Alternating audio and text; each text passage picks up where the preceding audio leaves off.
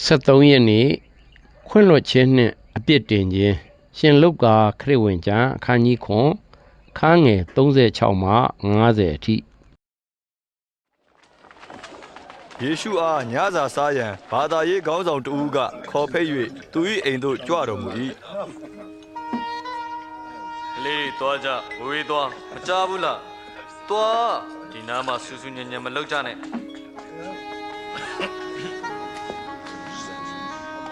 တူတူဘာလာလောက်တာလဲဟာမသိဘူး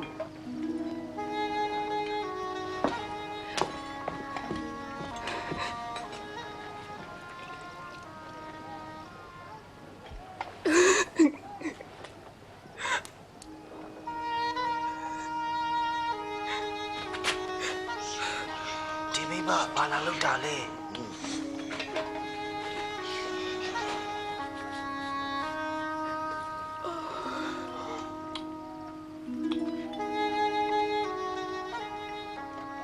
ဒီလူဟာကယ်တင်ရှင်မှန်ခဲ့ရင်ဒီမိမအကြောင်းကိုသိရမယ်ကျင့်မကောင်းတဲ့မိမမှန်သိရမယ်ငါသိတယ်ရှိမို့ငါပြောပြမယ်ဥပမာလူနှစ်ယောက်ဟာအကျွေးယူထားကြတယ်တယောက်ကအကျွေး900နောက်တစ်ယောက်ကအကျွေး90ရှိတယ်နှစ်ယောက်လုံးအကျွေးပြန်မပေးနိုင်လို့ပြန်ပေးစရာမလိုတော့ဘူးလို့ကျွေးရှင်ကပြောရင်ဘယ်သူကကျွေးရှင်ကိုပိုချစ်မလဲကျွေးဖို့များသူကပိုပြီးချစ်မှာပေါ့သင်မှန်တယ်ဒီမိမကိုကြည့်ပါသင်အိမ်ငါရောက်တော့ခြေဆေးဖို့ရေကိုတောင်သင်မပေးဘူးဒီမိမဟာမျက်ရည်နဲ့ငါခြေကိုဆေးပြီးသူ့စပင်နဲ့သုတ်ပေးတယ်သင်ဟာငါ့ကိုမကြိုးဆိုဘူး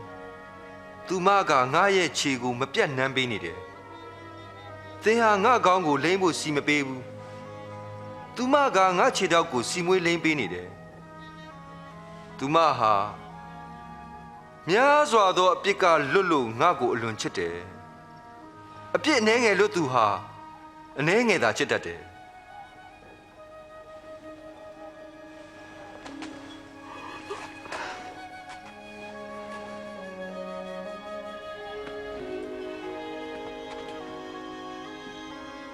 သင်ပြစ်ကိုငါလွတ်ပြီ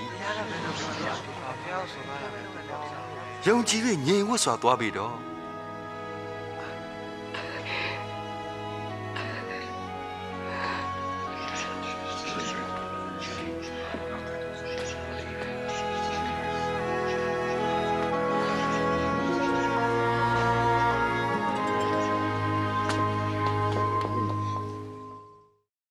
နံပါတ်1သို့သောမိန်းမ၏လုပ်ရသည်အရာအလုံးကိုမြည်သို့စိန်ခေါ်ခဲ့သည်။နံပါတ်2ဖာရီရှဲနှင့်သို့သောမိန်းမ၏သဘောထားနှင့်လုပ်ရတို့သည်ဘယ်လိုကွာခြားသနည်း။နံပါတ်3ယေရှုကပြောင်းလဲရန်ငါအား